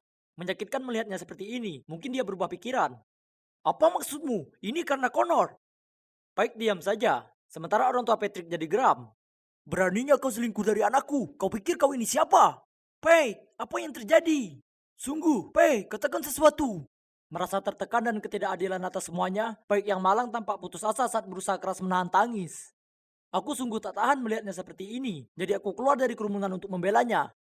Semuanya tenang. Baik itu gadis yang paling baik dan luar biasa, dan dia pantas dapat lebih dari si brengsek ini. Jangan dengarkan dia. Dia itu pencopet dan pencuri tunangan orang. Aku sudah muak mendengarkan fitnah laki-laki ini. Jadi kulayangkan pukulan tepat di wajahnya yang sok. Ya, pesta pertunangan itu tentunya menjadi kacau balau. Kuperhatikan kerusakan di depanku. Konsekuensi dari yang sudah kuperbuat. Oke, jadi mungkin datang ke sini bukan ide terbaik. Sebenarnya, ini semua salahku karena setuju membantu Patrick sejak awal. Atau, aku tak seharusnya jadi orang brengsek dari semula. Merasa lesu, aku tiba di rumah dan melihat kalau aku dapat pesan dari Peg. Jantungku berdebar-debar saat membukanya. Terima kasih atas semuanya, dan coba latih bahasa Spanyolmu, karena itu lebih buruk dariku. Selamat tinggal. Dan itu adalah pesan terakhir yang dia kirim padaku. Setelahnya aku habiskan sebulan berusaha menghubunginya, tapi tak menerima balasan. Jadi akhirnya aku kumpulkan tekad untuk pergi ke rumah Peg, dan aku diberitahu kalau dia sudah pergi ke Spanyol lebih awal dari jadwal. Mungkin guncangannya begitu besar sampai Peg ingin meninggalkan tempat ini secepat mungkin. Ini semua salahku. Aku ini yang paling brengsek di cerita ini, dan sekarang aku kehilangan gadis ini. Sayangnya, balas dendam itu kesenangan. Jadi aku masuk. Langsung menuju ke meja Patrick di mana dia mabuk di pelukan segerombolan gadis-gadis. Memotretnya, lalu mengirimkan itu ke keluarganya. Apa yang sudah dilakukan di malam hari, terlihat di siang hari, kawanku.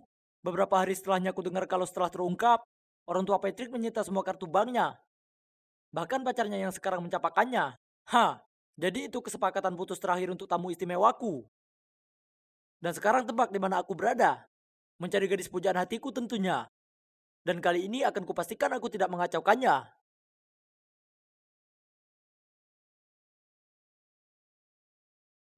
Ah, ini dia. Terima kasih Tuhan, akhirnya kutemukan juga. Cosmic Jazz? Siapa Jazz? Aku Jen. Kau Cosmic Jazz, admin dari kotak surat astrologi rahasia. Berhentilah berpura-pura, aku tahu ini kau. Aku sudah baca buku catatanmu. Analisa astrologimu luar biasa. Kau benar-benar paham dengan tugasmu soal cowok yang kukatakan padamu ingin kutaklukkan. Kau ini idolaku. Hah? Oh, ternyata cewek seksi kami si Keira ini, dia cewek aneh yang bertanya padaku, atau sebaiknya ku sebut aliasku Cosmic Jazz, untuk membantunya merayu para cowok? Ah, tapi dari semua orang, kenapa harus dia yang tahu tentang identitasku? Dia tahu terlalu banyak. Ayo kita berteman, oke? Aku akan menjaga rahasiamu. Aku janji. Oke, tapi tak ada yang boleh tahu soal ini. Persahabatan rahasia. Aku paham. Ini permintaan pertemanan atau sebuah kontrak? Aku seharusnya tak berteman dengan cewek seksi penghuni di sini, tapi sepertinya aku tak punya banyak pilihan. Jika sampai ada yang tahu kalau aku ini Cosmic Jazz, maka aku akan didepak dari grup admin astrologi. Hei, kau ini buta atau apa? Kau tak lihat jalan? Ku ambil bukuku dengan diam. Lebih baik aku tak terlibat dengan si pencari perhatian ini. Aku hendak pergi saat Rebecca meraih tanganku. Kau tak bisa pergi begitu saja. Kau rusakkan layar iPhone baruku. Jadi aku mau tahu apa yang akan kau lakukan soal itu. Kepalamu itu untuk pajangan atau apa? Karena kau bertingkah seperti anak manja tak punya otak. Apa kau lihat? Kau tak tahu siapa aku. Dan kenapa kau memutar matamu? Keira tak berhenti di sana. Saat dia sudah selesai mengejek Rebecca, dia membuatnya berlari, menangis. Kemudian Keira mengedip padaku dan berjalan pergi. Cewek Leo imut dan terkenal mau berteman denganku. Kurasa itu bukan hal yang buruk, ya kan? Di balik tampilan luarnya yang kompetitif dan kurang ajar, Keira itu sebenarnya cewek yang hangat dan optimis. Tapi tak heran, karena Leo biasanya sangat tulus dan berdedikasi. Dia bahkan memberiku gaun putih cantik ini, hanya karena dia bilang itu cocok dengan warna kulitku. Oh tidak, sekarang aku mengacaukannya. Dasar botol saus bodoh. Aku bergegas ke kamar mandi, mencoba membersihkannya. Jasmine, beri aku batang sabun itu. SOS! Ini. Oh ya Tuhan. Apa? Melalui tirai kulihat bayangan seorang cowok jangkung sedang mandi. Kau harusnya berhenti merangsek masuk ke kamar mandi seperti itu. Kita ada penghuni baru. Dia... Tunggu, Bisakah aku selesaikan dulu di sini sebelum kita berkenalan secara resmi? Jasmine minta maaf padanya, lalu menyeretku keluar dari sana. Ternyata itu Mark, teman sekelas kakakku David, dan dia akan tinggal bersama kami sementara dia menyelesaikan program magangnya. Mark berjalan keluar dari pancuran tak lama setelahnya, dan ya Tuhan, dia sangat menawan. Lihatlah kulit kecoklatan itu, otot yang terlihat, dan senyum yang cerah. Terima kasih semesta. Dia perkenalkan dirinya, tapi telingaku berdenging dan aku tak bisa mendengar apapun. Cupid sudah menyerangku. Dia bahkan membantuku membersihkan saus tomat di seluruh karpet dan lantai dapur. Sungguh laki-laki yang baik. Lalu saat suasana sudah mulai tenang, aku menyelinap ke kamar David dan mencari-cari di sekeliling. Mencoba temukan lebih banyak informasi mengenai temannya yang seksi ini. Lalu itu dia, Mark lahir di tanggal 22 Mei. Jadi dia itu Gemini. Hadiah sempurna bagi cewek Aquarius. Aku pergi ke sekolah dengan langkah ringan. Oh, sungguh hari yang indah. Dengan cepat aku berbaris saat ku dengar peluit pelatih. Kabar yang beredar adalah kami punya pelatih basket baru yang sangat tampan. Oh, ayolah. Bagaimana bisa ada pelatih yang tampan? Tapi, oh ya ampun. Itu sulit dipercaya. Mark, cowok Gemini impian yang berasal dari rumahku itu adalah juga pelatih baruku. Bukti apa lagi yang kuperlukan kalau ini merupakan takdir? Sepulang sekolah, aku hendak cerita ke Keira tentang takdirku ini. Ketika dia memberi info mengenai target barunya, si cowok Taurus. Ini kali kedua dalam sebulan. Aku hendak menceramahinya, tapi kemudian dia menyogokku dengan buku Jan Spiller baru. Jadi, ku periksa tabel kelahiran mereka. Menarik. Setelah begitu banyak usaha yang gagal, Keira mungkin telah menemukan pasangan yang tepat. Tapi setelah seminggu berusaha membuat cowok ini terkesan, Keira gagal total. Cowok Taurus ini tak suka dengan antusiasmeku. Aku tak paham. Aku sudah tunjukkan betapa baiknya aku membantu orang lain. Dan aku bahkan mengganti gayanya untukku. Aku sungguh mencoba pakai gaun vintage selutut yang bau seperti kapur barus itu. Dan dia bahkan tak melirikku sekalipun. Biar ku periksa. Aku tak paham kenapa ini bisa salah. Oke, biar ku ambil beberapa camilan. Ku hitung ulang dan menggambar bagan, tapi masih belum bisa memecahkannya. Mungkin dia sudah punya pacar? Atau mungkin dia tak tertarik perempuan? Dalam kasus ini aku tak bisa membantu sama sekali. Hanya bisa menutup kasus Leo Taurus ini dan membuka cerita cinta Aquarius Gemini. Ku bolak-balik baganku dan Mark. Kami sangat cocok. Lalu ku gambar saja bentuk hati melingkari potretnya dan menempelkannya. Aku punya berita mengejutkan, Jen. Jeritan Keira yang menusuk membuatku tersentak. Kenapa ada guru olahraga di lantai bawah rumahmu sedang bicara dengan Jasmine? Oh, dia tinggal di kamar David untuk sementara waktu. Apa? Kenapa kau tak cerita padaku berita panas itu? Tunggu, itu buku catatanmu? Jangan bilang itu Mark, oke? Dengan cepat aku berbalik untuk mengambil buku itu, tapi Keira lebih cepat. Jadi, kau juga suka Mark. Itulah kenapa kau memberiku nasihat untuk jadi idiot di depannya, ya kan? Hah? Cowok Taurusmu itu Mark? Tentu saja, aku tak tahu itu. Maksudku, dia bahkan bukan seorang Taurus. Ya, dia Taurus. Tapi kau sudah tahu ini. Sekarang kau coba mengelabuiku dengan informasi kelirumu supaya kau bisa cari tahu lebih banyak tentangnya. Jika kau mau, aku akan tinggalkan dia untukmu. Aku tak sebutuh itu, tak sepertimu. Tak bisa dipercaya. Kau sungguh berpikir kau akan bisa temukan para mantan pacarmu itu tanpa saran dariku? Jelas, aku ini cantik. Kau hanya bantu aku mempercepat semuanya.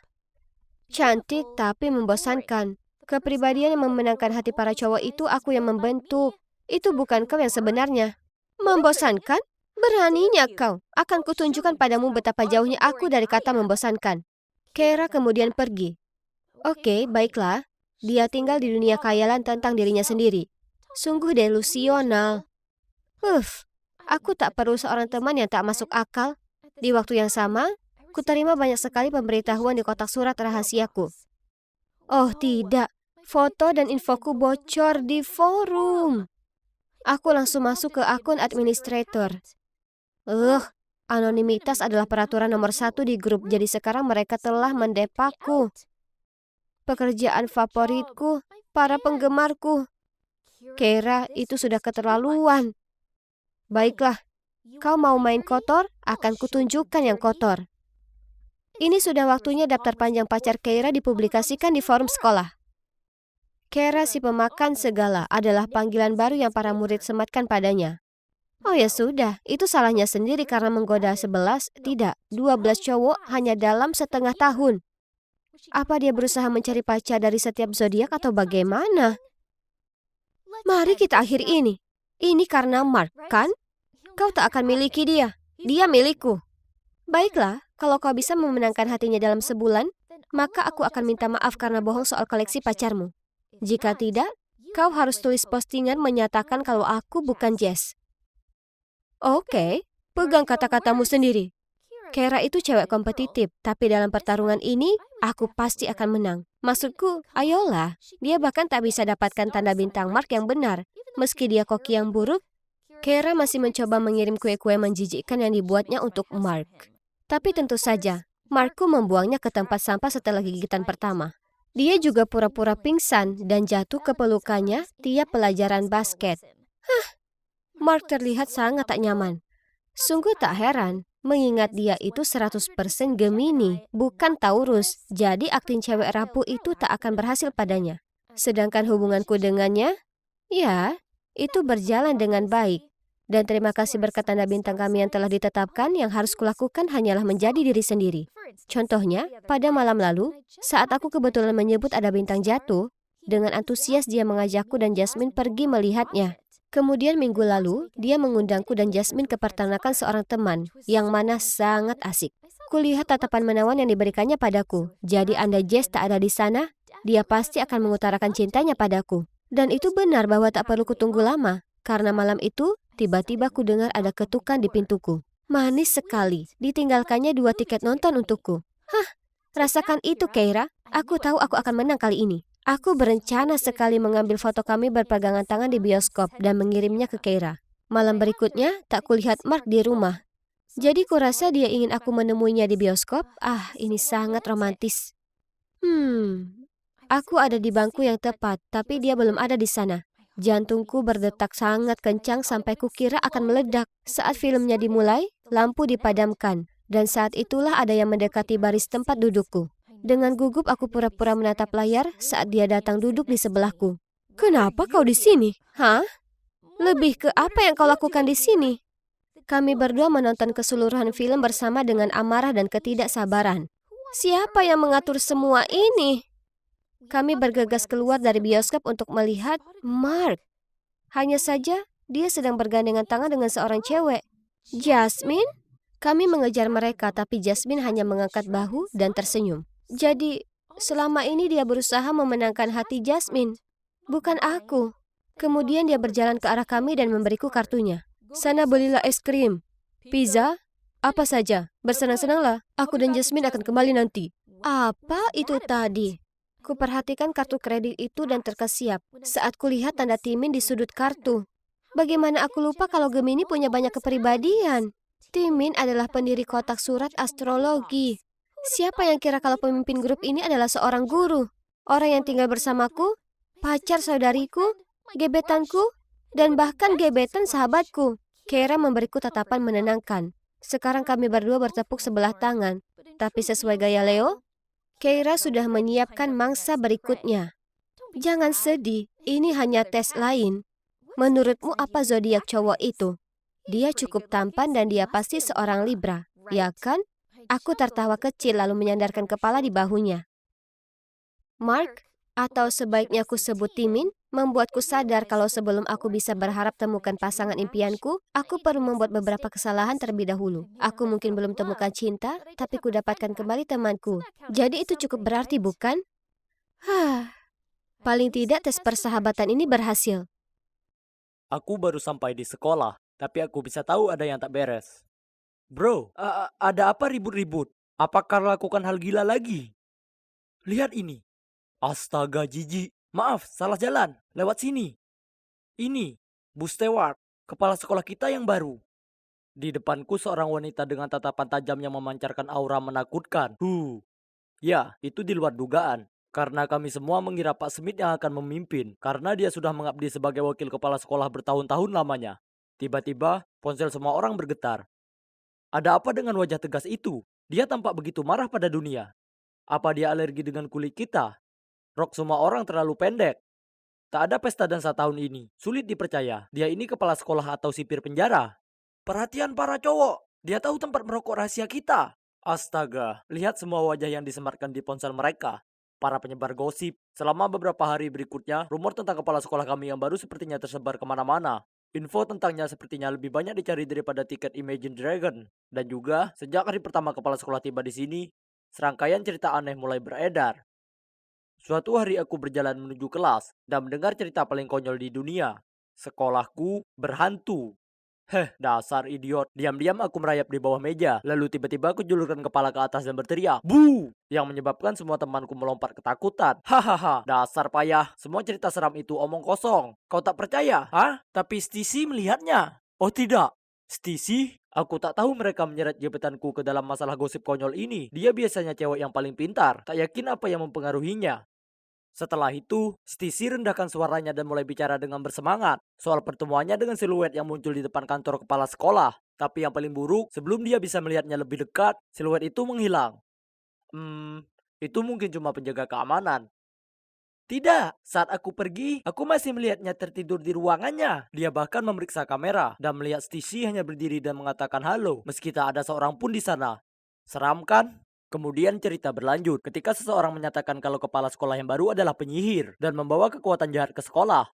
Oh Tuhan, Stacy, aku perlu menariknya keluar dari kacaunya omong kosong ini sekarang juga. Tapi tak peduli apapun yang kukatakan, dia bersikeras. Aku melihatnya dengan mata kepalaku sendiri. Bagaimana jika memang mampu melakukan sihir hitam? Oh, ayolah, kita ini bukan anak kecil lagi, Stes. Kekuatan jahat, penyihir, setan, mereka tak nyata. Tapi kamu mungkin akan dapat masalah kalau kepala sekolah mulai menyelidiki siapa yang menyebarkan rumor. Josh, ini membuatku gila. Aku harus pastikan apa yang kulihat. Tapi aku takut. Bisa kau ikut denganku? Kumohon. Aku ragu sejenak kemudian mengangguk. Oke, gerbang belakang, jam 10 malam ini. Mari kita sudahi ini. Ditambah, ini akan jadi kesempatan besar membuat gebetanku terkesan, ya kan? Malam itu, aku tiba di titik pertemuan kami lebih awal dan menunggu. Aku kedinginan, dan aku takkan bohong. Aku merinding. Oke, tenanglah Josh. Hantu itu cuma tipu daya pikiran, dan ini waktunya tunjukkan pada pacar masa depanku betapa tangguhnya aku. Saat aku terhanyut dalam lamunan, ada tangan yang tiba-tiba menyentuh bahuku. Yesus, Stacy, kau tahu jam berapa ini? Oh maaf, aku agak terlambat. Apa aku menakutimu? Tentu saja tidak. Mari masuk dan selesaikan obsesimu ini. Tapi, bagaimana caranya kita masuk ke dalam? Stacy menunjukkan lubang besar di pagar sekolah yang tersembunyi di dekat semak-semak. Kami lalu dengan hati-hati menyelinap melewatinya dan sukses menghindari petugas keamanan. Mudah sekali. Di dalam, seluruh koridor sekolah gelap gulita dan lampu jalanan bersinar melalui jendela kaca. Skenario ini terlihat seperti film horor, tapi tak ada yang perlu ditakutkan, ya kan? Kugunakan senter untuk memandu Stacy ke ruang kepala sekolah. Saat tiba-tiba suara pekikan keras membuat jantungku mau berhenti. Stacy bergelayut padaku ketakutan. Tenang, kurasa itu hanya suara dari pengeras suara yang berderak. Apa kau takut, Stis? Tidak. Ayo kita pergi. Tapi kemudian segera setelah suara berisik itu berhenti, suara seram lain muncul. Langkah kaki. Apa petugas keamanan sudah melihat kami berdua? Aku berbalik dan tak ada apapun kecuali ruang kosong. Begitu saja. Kami lanjut berjalan dan dia juga berjalan. Dan ketika kami berhenti, dia juga berhenti. Kemudian segera saat langkah kaki itu mulai bergegas ke arah kami, kuraih tangan Stacy dan berlari secepat yang ku bisa. Masuk ke ruangan kepala sekolah dan menutup pintu. Dengar, Stacy, langkah kaki itu mungkin dari petugas keamanan. Kau tahu, jelas kita satu-satunya yang ada di sini. Jadi, berhenti percaya dengan hal seperti ini, oke? Aku baru saja selesai bicara saat tiba-tiba pintu terbuka lebar dan bisa kulihat sosok tak bergiming berdiri di sana. Itu dia.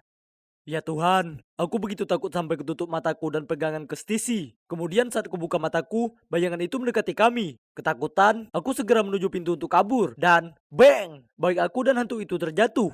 Mike, apa kau tak apa? Mike? Kami bertiga duduk dengan canggung di tepi jalan di luar sekolah. Tak perlu angin dingin untuk membuat hatiku membeku. Karena ternyata Stacy sudah punya pacar. Pacarnya itu tak lain adalah Mike, sahabatku. Aku buang-buang waktu berlagak jadi pahlawan. Dan jika kalian penasaran kenapa Mike ada di sana, jawabannya adalah untuk membantu Sisi menggelar pertunjukan hantu ini. Itu benar. Baik suara derak dan langkah kaki itu semua buatannya. Tunggu dulu. Kenapa dia mengarang cerita hantu ini? Dia bahkan siapkan suatu drama untukku dan yang lain untuk mengakuinya. Stacey menjelaskan kalau ini hanya karena kepala sekolah yang baru terlalu kasar, membuat aturan ketat dan menyusahkan para murid. Hah? Tapi kurasa tak ada satupun dari aturan itu banyak berpengaruh baginya. Maksudku, toh Stacey selalu jadi murid teladan. Jadi kenapa dia harus berbuat sejauh ini? Aku bertanya tapi Stacey hanya mengacuhkanku dan memintaku untuk merahasiakannya. Di beberapa hari berikutnya, orang-orang terus bertanya padaku mengenai ekspedisi tengah malamku. Awalnya, aku hanya diam saja karena tak mau terlibat dalam gosip yang mengganggu. Dan teringat lagi tentang bagaimana sahabatku ternyata adalah sainganku dalam percintaan. Bagaimanapun, rumor tentang sekolah berhantu beredar cepat dan sampai ke media. Ketakutan melingkupi sekolah. Beberapa murid bahkan pindah ke tempat lain karena mereka terlalu ketakutan. Meskipun aku bukan penggemar aturan ketat kepala sekolah, apa yang Stacey lakukan sudah kelewatan batas. Suatu hari, aku hendak mencarinya untuk selesaikan ini. Ketika kulihat dia jalan sendiri menuruni tangga pintu keluar.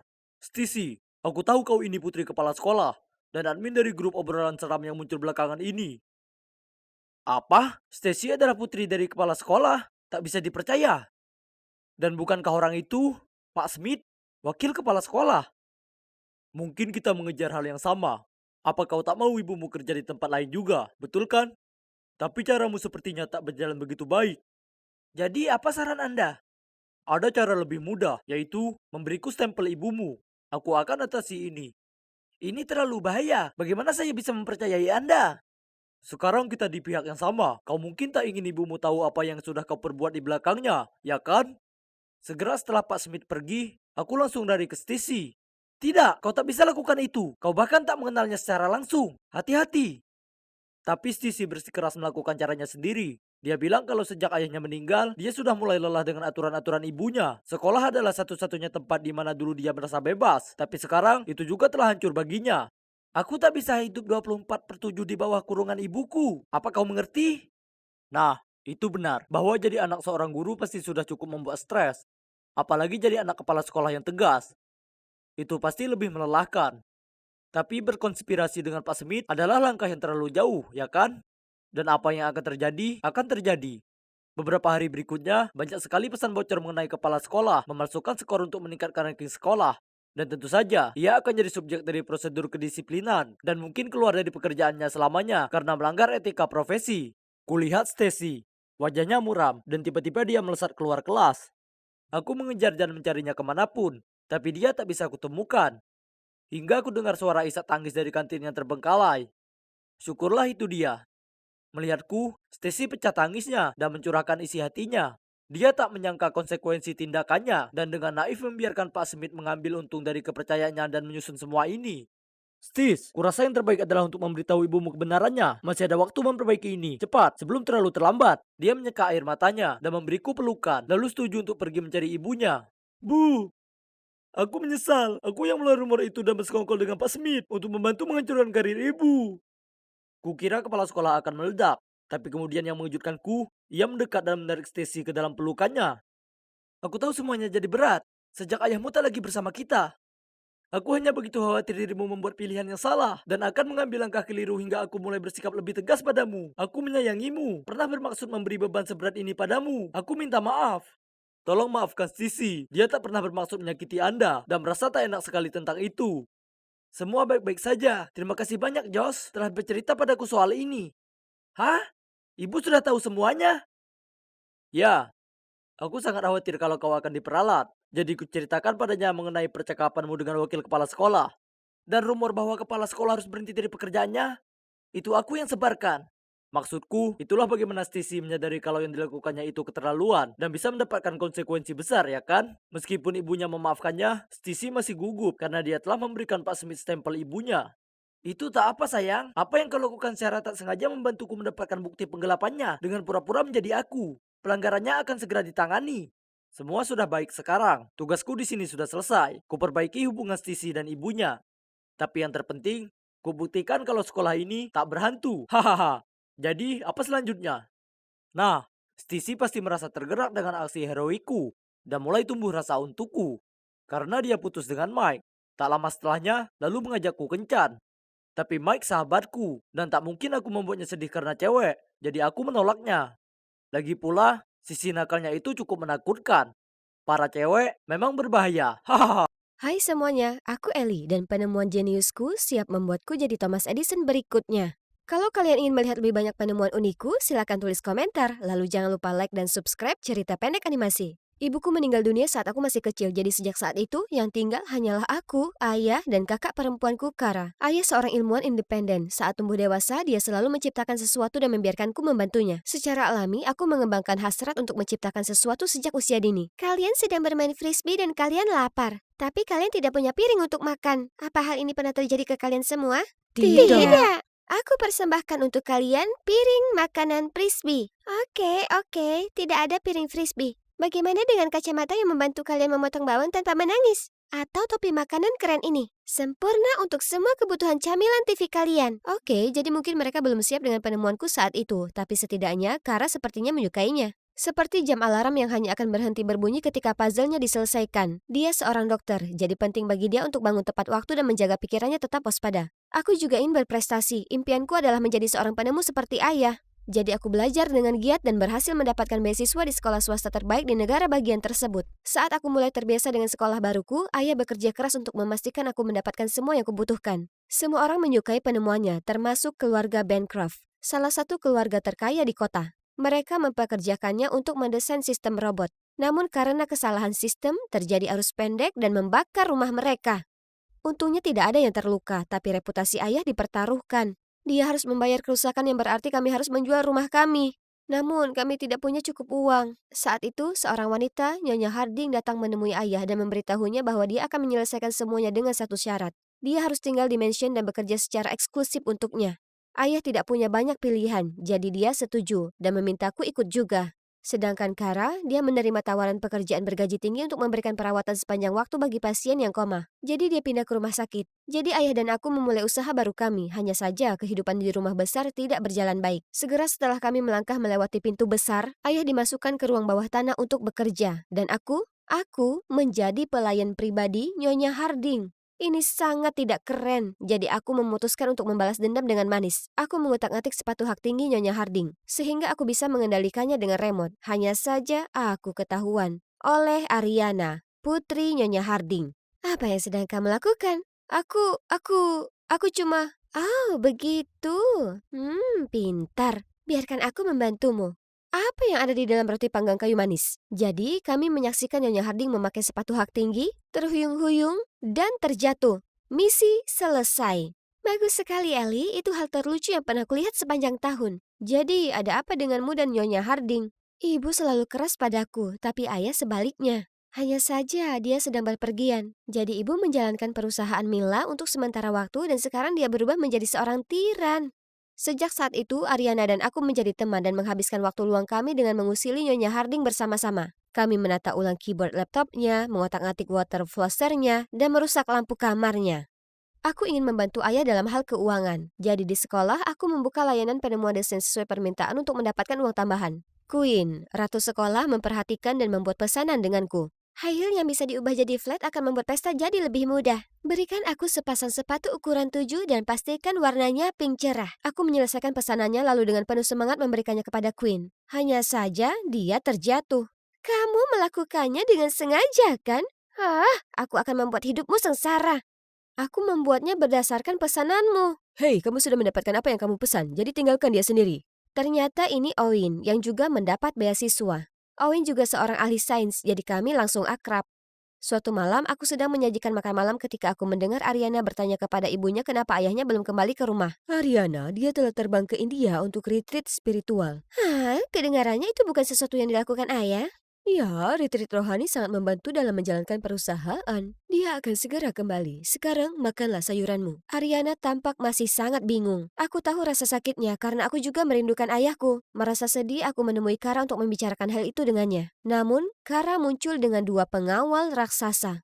Ada apa dengan pengawal itu? Pasienku sangat penting, jadi mereka ada di sini untuk memastikan keamanan informasi. Bukan masalah besar, anggap saja mereka tidak ada di sana. Aku merasa tidak enak karena Kara harus bekerja dalam kondisi ekstrim seperti itu demi keluarga kami. Jadi aku bertekad untuk menjual lebih banyak penemuanku. Semua orang tahu penemuanmu jelek. Berhentilah menyumbat lorong. Kita bisa menghasilkan penemuan yang lebih baik. Lihat nilai A di sini. Gadis-gadis jahat yang selalu menduduki peringkat terakhir di kelas sekarang menjadi siswa terbaik. Caramu mencapai nilai itu tidak dihitung. Ya, mereka sendiri pastinya tidak mendapatkan nilai A itu. Dan kamu yang sangat membutuhkan uang, ya? Ya, ceritanya panjang. Jadi aku menceritakan kepadanya tentang kemalangan keluargaku dan betapa beruntungnya aku memiliki Ariana sebagai teman. Meskipun dia putri pemilik perusahaan Mila. Dia tampak keren, kenapa kita tidak mengundangnya ke arcade bersama kita? Jadi kami bertiga pergi ke sana dan Oin segera mengenal Ariana. Senang rasanya mereka bergaul, tapi halo, aku masih di sini. Saat Ariana ke kamar kecil, aku bertanya pada Oin, jadi kamu menyukainya? Kenapa? Kamu tidak cemburu, kan? Cemburu? Tidak mungkin. Lalu Oin tiba-tiba berubah serius dan memberitahuku sebenarnya. Dia sedang meneliti AI. Baru-baru ini ada beberapa produk AI yang tidak etis di pasaran. Beberapa bahkan memanfaatkan fitur pengenalan wajah untuk secara diam-diam menarik uang dari rekening bank para jutawan atau menguntit mereka. Kau tahu gadis-gadis itu membual tentang mendapat nilai A? Ya, mereka menggunakan alat curang yang aku curigai berasal dari perusahaan Mila. Mustahil, ayahku bekerja untuk Mila. Dia tidak akan berada di balik ini. Dia tidak bisa. Aku tidak tahu, Eli. Yang ku tahu perusahaan yang menggunakan ilmu pengetahuan dan teknologi secara tidak bertanggung jawab adalah momok besar. Dan aku tidak berniat merayu Ariana. Aku hanya ingin menggali lebih lanjut. Dan mungkin kita bisa menyelinap ke ruang bawah tanah untuk bicara dengan ayahmu. Tidak mungkin. Ini seperti Fort Knox. Ada penjaga keamanan di sana 24 jam. Oin meyakinkanku bahwa kami akan menemukan jalan keluarnya. Aku sedang memikirkan cara terbaik untuk menyelinap menemui ayah ketika Ariana menarikku ke kamarnya. Oin itu lucu kan? Bisa bantu jodohkan kami? Hah? Itu cepat sekali. Jika Ariana tahu Oin hanya bergaul dengannya untuk mencari tahu tentang perusahaan Mila, dia akan sangat terluka. Tapi dia tidak kenal lelah, jadi pada akhirnya aku dengan enggan menyetujuinya. Aku sudah menentukan tanggal untuk mereka, tapi melihat mereka bersama itu menyebalkan, jadi aku memutuskan untuk ikut. Tapi ternyata tanggal tersebut bermanfaat. Tidak yakin pembicaraan manis apa yang Oin katakan kepada Ariana, tapi dia setuju untuk membantuku dan Oin menyelinap ke ruang bawah tanah. Keesokan harinya, Ariana membantu mengalihkan perhatian penjaga keamanan ruang bawah tanah. Kami menyelinap masuk dan menemukan ayah tergeletak di lantai. Tidak sadarkan diri. Aku bergegas ke sisinya dan mendesak Oin untuk membantuku membawanya keluar. Ibu di rumah. Bantu Oin pergi dulu. Saat Nyonya Harding melihatku membantu ayah, dia mengamuk. Beraninya kamu mengeluarkan dia dari ruang bawah tanah. Dia harus selesaikan pekerjaannya. Aku menemukannya pingsan. Anda membuatnya bekerja terlalu keras. Jika Anda tidak izinkan aku membawanya ke rumah sakit, aku akan menuntut Anda karena kelalaian. Nyonya Harding dengan enggan menyerah dan memerintahkan penjaga untuk membawa kami ke rumah sakit. Di rumah sakit, Nyonya Harding mengusirku dari kamar dan bersikeras untuk menemui dokter pribadinya. Aku tidak dapat mempercayai mataku ketika Kara masuk. Ketika Kara selesai, dia keluar dan memberitahu Nyonya Harding, Pak Miller sudah bangun. Tinggalkan dia di sini dan aku akan merawatnya bersama pasien lain. Tidak, aku membayarmu untuk memfokuskan perawatanmu hanya pada satu pasien. Miller akan dibawa ke tempat lain untuk beristirahat. Jadi, Nyonya Hardinglah yang mempekerjakan kakakku untuk merawat pasien koma misterius ini. Aku berlari untuk berbicara dengan Kara, tapi Nyonya Harding menariknya pergi. Baiklah, aku hanya perlu menyelidiki sendiri apa yang dia lakukan. Keesokan harinya dekat lokerku Oin muncul, jadi aku memberitahunya tentang apa yang terjadi di rumah sakit. Aku mengambil ini dari ruang bawah tanah. Lihat, yang ini punya template untuk perangkat curang yang digunakan Queen dan teman-temannya. Jadi Nyonya Harding mempekerjakan ayahku untuk membuat penemuan tidak etis ini demi keuntungan ilegal. Aku hanya tidak menyangka dia akan melakukan hal seperti ini. Desainnya hanyalah perangkat portabel yang bisa melewati detektor logam. Ayahmu ilmuwan yang saleh. Nyonya Harding pasti menekannya untuk membuat ini. Kami akan menemukan bukti untuk membuktikan hal ini. Itu benar. Aku harus mengeluarkan ayahku dari sini. Jangan khawatir, aku selalu di sini untukmu. Kita melakukan ini bersama-sama. Oh, begitu. Jadi kalian berdua menjebak ibuku. Ariana, kamu tidak tahu apa yang terjadi. Oh, tidak? Kalau begitu katakan, apa ini alasanmu mendekatiku? Tidak. Biar ku jelaskan, Ari. Dan kamu biarkan dia memanfaatkanku? Apa aku hanya lelucon bagi kalian berdua? Lalu dia pergi. Apa yang paling aku takuti telah menjadi kenyataan. Ariana sangat marah pada kami berdua dan mengabaikan kami sejak saat itu. Beberapa hari kemudian, sebuah laporan berita besar muncul. Ilmu pengetahuan tidak sebanding dengan kehidupan biksu. CEO Mila Hari Harding pindah ke biara dan mewariskan perusahaan bernilai jutaan dolar kepada istrinya, Desi Harding. Aku dan Oin sangat terkejut mendengar berita itu. Saat itu Ariana datang untuk memberitahu kami. Nyonya Harding bertingkah aneh, jadi dia menguping panggilannya dan mendengar dia menyebut Tuan Harding lalu terlihat sangat gugup dan teduh. Ariana tahu ada sesuatu yang terjadi, jadi dia membayar detektif swasta untuk menyelidiki lebih dalam dan ternyata ayahnya tidak pernah pergi ke India. Dan sekarang setelah dia kembali, dia menolak bertemu denganku dan dikelilingi oleh pengawal. Cukup sudah, kita harus menyelesaikannya. Jadi keesokan harinya, Ariana masuk ke dalam kamar ibunya. Bu, akhir-akhir ini kamu bersikap seperti menjauhiku. Bisakah kita menghabiskan waktu bersama, hanya kamu dan aku? Saat keadaan aman, aku menyelinap ke kantornya dan mencari-cari. Dengan menggunakan lockpickku, aku membuka lacinya. Di dalamnya ada rencana perawatan dengan nama Tuan Harding di atasnya. Aku pergi ke rumah sakit bersama Oin dan berbicara dengan Kara tentang rencana perawatannya. Tidak ada hal aneh yang terjadi. Ellie, pulanglah. Merasa kalah, kami pergi tetapi kemudian kami bertemu dengan seorang dokter. Regimen apa ini? Ini dirancang untuk memperburuk kondisi pasien. Kami terkejut tetapi sebelum aku dapat menanyakan hal itu lagi kepadanya, aku melihat Kara masuk ke dalam mobil mewah dan pergi. Kami naik taksi dan mengikutinya. Mobil berhenti di rumah besar yang dijaga ketat ini. Kami tahu kami tidak bisa masuk ke dalam dari depan, jadi kami menyelinap ke belakang mansion, memanjat tembok, dan berjalan menyusuri sisi bangunan. Pintunya terkunci, jadi Oin berjaga-jaga sementara aku menggunakan lockpick untuk masuk. Kami merayap melintasi dapur, tetapi aku tidak sengaja menjatuhkan panci dan menimbulkan bunyi gedebuk. Siapa itu? Oin segera menarikku ke belakang lemari es untuk bersembunyi saat penjaga menyorotkan senter ke sekeliling. Astaga, ruang sempit ini membuat kami terlalu dekat satu sama lain. Aku bisa mendengar jantung kami berdetak serempak. Penjaga itu akhirnya menyerah dan kami meninggalkan ruangan. Tiba-tiba aku melihat Kara berbalik di lorong. Ikuti Kara, aku akan tinggal di sini dan berjaga-jaga. Saat Kara masuk ke sebuah ruangan, aku melihat Mr. Harding terbaring di sana. Kara, apa yang terjadi? Kara tampak terkejut melihatku dan menarikku ke aula. Ellie, kamu seharusnya tidak di sini. Apakah itu Tuan Harding yang terbaring di kamar? Itu benar, Tuan Harding mengalami koma karena kecelakaan selama perjalanannya. Aku dipekerjakan oleh istrinya untuk merawatnya. Tapi ketika dia mulai pulih, Nyonya Harding memintaku untuk membuatnya koma selamanya. Aku berpura-pura melakukan apa yang dia katakan, tapi diam-diam aku telah membantunya. Lalu siapa pria yang muncul sebagai ayah Ariana sebelumnya? Menurutmu apa yang sedang kamu lakukan di sini? Mention, masuk ke lockdown. Verifikasi suara tidak dikenali. Kaget ya? Kami telah mengatur ulang sistem, sekarang itu hanya meresponku. Sepertinya Nyonya Harding telah memasang sistem AI untuk mengendalikan Mansion. Beruntung, Oin berhasil meresetnya. Bagaimana bisa? Lihat apa lagi yang kutemukan di rumahmu. Kau menjebak Tuan Miller di sini dan memaksanya membuat robot untuk menyamar sebagai ayah Ariana tanpa mengatakan yang sebenarnya terjadi. Ayah juga di sini? Dan pria yang muncul sebagai ayah Ariana sebelumnya adalah robot yang dia ciptakan.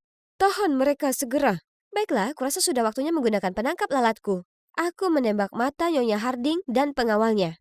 Petugas, tangkap mereka! Saat itu, seseorang muncul di halaman. Aku akan mengalihkan perhatian mereka dengan robot. Penjaga bodoh itu mengira robot itu adalah Tuan Harding yang asli dan mengejarnya. Ayo pergi dari sini. Mansion, kunci! Kami berlima lari keluar dari sana, sementara Nyonya Harding dan para penjaga itu segera dikunci di dalam.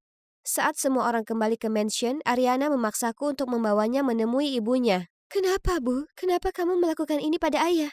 Aku mengorbankan segalanya demi ayahmu, asetku, dan masa mudaku. Mila menjadi seperti sekarang ini karena aku, namun baginya aku hanyalah seorang ibu rumah tangga. Setelah kecelakaan itu, aku melihat cara untuk mengambil kembali apa yang menjadi hakku. Kalau saja dia mendengarkanku sekali saja. Ariana yang malang, dia tidak pantas menerima semua ini. Keluarga kami akhirnya bersatu kembali dan Ariana mengizinkan kami tinggal di rumahnya sampai kami menemukan tempat tinggal lain.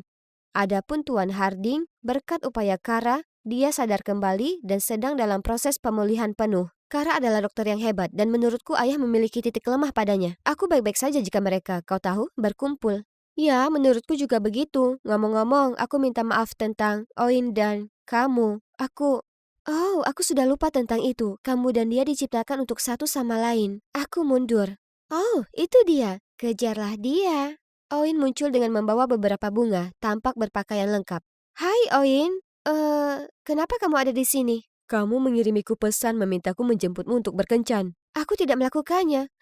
Ariana? Ya, sayang sekali aku sudah di sini. Jadi, maukah kau pergi bersamaku? Ya, iya. Dan dengan itu, dia menarikku untuk ciuman termanis yang pernah ada.